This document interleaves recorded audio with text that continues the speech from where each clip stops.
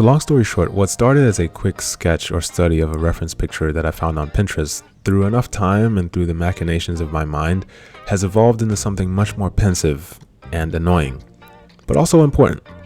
And so now I'm going to talk about that for the next 8 minutes or so. I think I don't do drip or money or fashion. I do art. For me, it's about art. That's it. As someone who loves to create, I really like thinking about humans and all of the crazy and weird things that we do. Not only because human works are pretty much the only works that we've got. I mean, our closest relatives aren't writing poetry or anything. Not yet, at least. But I like thinking about human works because they are inherently very fascinating and amazing. I also specifically like to read and listen to stuff about religion and Bible scholarship. Anyway, all of this got me thinking about religion and the relationship humans have with it through art and creativity. And then, of course, I went deeper. But more on that later. First of all, humans have been introduced to many gods throughout our time on Earth as a species through the art of storytelling. And since we could not see them, we had to visually depict them. The common thread we can see amongst religious depictions that we've had access to is that we love ourselves a lot. So much so that we depict our deities in our image. And then we add the most important part, the otherworldly part, the divine part. And sometimes that other part was borrowed from the animal kingdom, funny enough. As a kid, a very important aspect of life was the concept of powers and power scaling and what could be accomplished with those powers.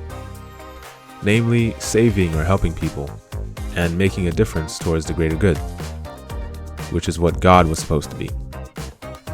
And so, since I was a child, I've had this tendency to lean into drawing and painting people with some sort of super powerful aspect to them.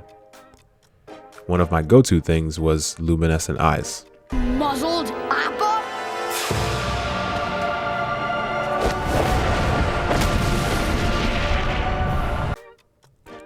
And I can't exactly tell which one of the things in my brain contributed to this more. Is it the religious upbringing or the consumption of superhero, fantasy, and anime content?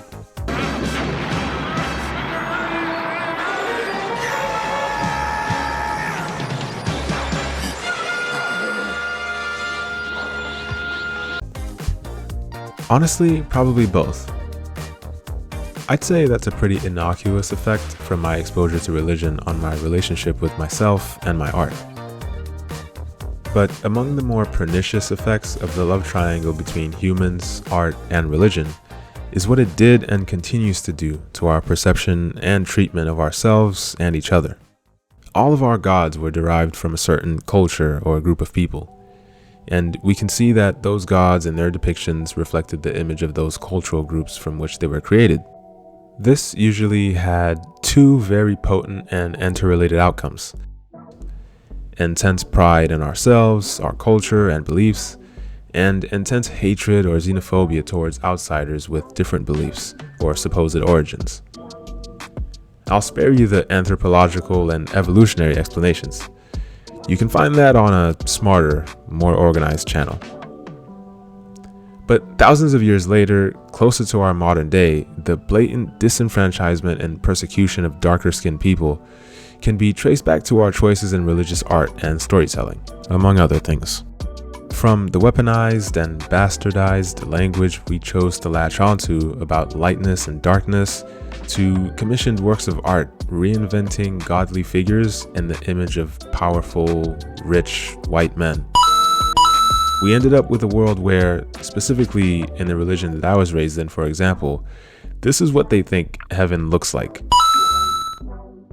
And as funny as it is now to look back and make fun of things like that, the damages are very real and damaging. And we've had generation after generation perpetuating these harmful effects upon the backs of darker-skinned people.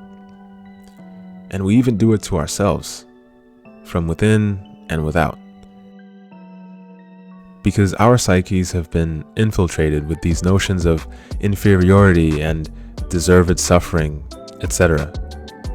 But whether I realized it or not, I've always fought this internally as I was being indoctrinated with these inconspicuous, religiously charged agendas.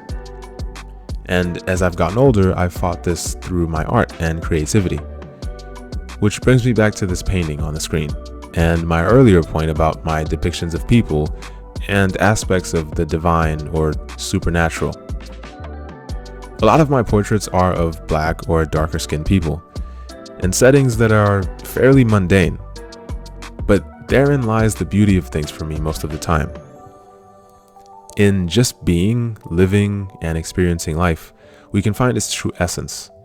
Especially as black people who are usually depicted a certain way and manipulated through the media to be a certain way. I just like to bring it back to the beauty in being and just being black.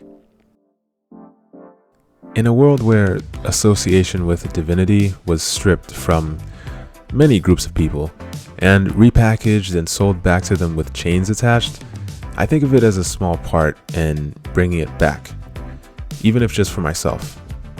It might not mean much in the grand scheme of things, but it means a whole lot to me. Divinity is often depicted with otherworldly and grandiose themes and visuals, but I think it is intertwined with, and sometimes hidden in, simple things that make life worth living. God is many different things to different people. Even for those who believe in the biblical God, that God can be different across a room full of those people. To me, I think that God is really what you make it, or him, or her. We can see that with the world we have created, or the world we have shaped, I should say, through our choices and how we use our abilities and talents. But if I were to say I believed in the traditional idea of God or gods, our affinity for creativity will always be a good compass for that true north for me. Tapping into our creative powers individually and providing a conduit through which the universe continues to fawn over itself. But that doesn't stop at literally creating what's commonly known as art. For me, it encompasses all forms of ingenuity, innovation, and brilliance. From the writers to the inventors, scientists, the engineers and architects, students of nature and the universe. And so we carry on creating. I just hope that when all is said and done, I can be really proud of what it is I have created. And I wish that for you too.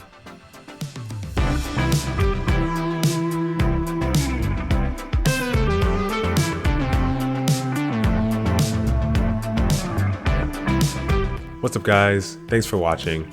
This is a little different. You're seeing me at the end of the video instead of in the intro. If you stuck around this long. If you liked the video, then do me a favor and actually hit that like button. It's been a while, but these scripted videos take a little bit longer because of the painting side and also the production side and writing the script and everything. And that is the direction that I plan to keep on going in and making these better and better as I go along. I'm still trying to sprinkle in some fun stuff, reaction stuff in between here and there, so stick around for that. But yeah, thanks for hanging out, and I'll see you on the next one.